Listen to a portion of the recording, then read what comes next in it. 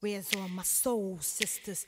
Let me hear your flow, sisters. Hey sister, go sister, soul sister. Takže ahoj, zdravím vás u mé první talk show, kde bude mým hostem Dědochová se svou žabičkou Julí Zeleňochovou. Tak prosím přivítejme Bar s velkým potleskem.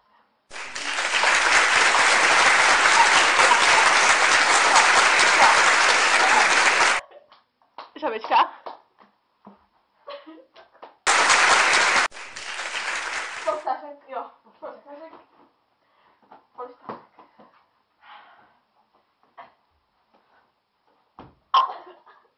Dobrý den. Dneska jste si vzala velice elegantní outfit. Jak to, že jste si na to takhle vymočila? A prostě si i zašla ke kadeřníkovi kvůli mé show. No, takže tenhle outfit je můj takový normální, jakože takový plášť nosím skoro pořád. Čepičku mám pořád na rameni, samozřejmě. Ahoj. Nešahej na ní. A šátek mám kvůli sladěnosti s mojí hlavou. Vlastně moje hlava, jak víte, je modrá. Leskla, že? Jo, leskla. S diamantama? Ne. S alobalem. Alobal s hlavýma proužkama. Tak to je úžasné. A jo, a ty brýle, ještě chcete vysvětlení, že? Ty brýle mám kvůli mým očím. Mé oči jsou velice citlivé na slunce i na obyčejnou žárovku. Vše. Dobrý, dobře. Jako čtete knihu čtu Zlatý věnec od spisovatele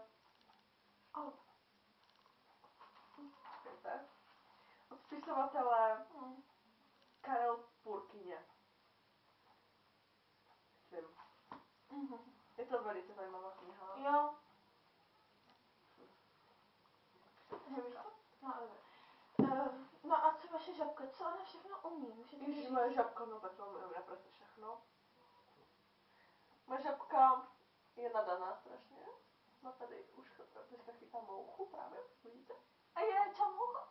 Čau žabko? Pardon. Ještě kdybych se měla jít zahrabat. No, tak dobře, děkuji za to, že jste nám vysvětlila svůj outfit a svou knihu. Teď bych ráda podotkla, kde je váš velký vzor, jestli se smím zeptat. No, velký vzor, to už opakuju po druhé, jsem já, sama pro sebe. Samozřejmě, to je nechápu. Kdo jiný by měl vzor.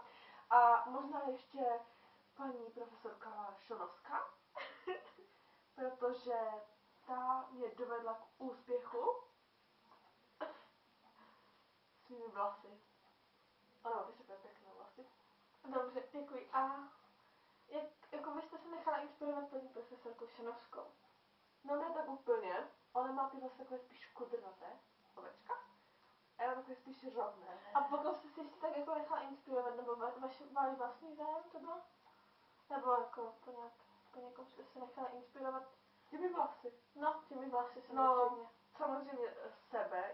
Já mám strašně ráda modrou, víte? A ještě mi hlavně ladí k mým outfitům, k mým pláštům mi ladí hodně. No, a to je asi všechno. Dobře. Děkuji vám. Já bych si vás chtěla zeptat, kde ráda nakupujete? Nakupuju ráda v second handu. A velice ráda nakupuji ještě to se jmenuje jenom u Číňanců. já mám své Číňance, víte, z oblíbené. To někomu nemůžu říct. To by totiž se nahnalo strašně moc lidí a potom. A dobře. Vy jste ne, nejsem. Jo, slyšela jsem, že prý máte jako od svého vlastního holuba dokonce. Holuba? No, tady posílal vzkazy. No. A jeden takový poslal do světa, že jste se díval, že jste tak jako náhodou šla po městě a uviděla jste babu Magora. Můžete nám o tom říct více informací? Babu Magora.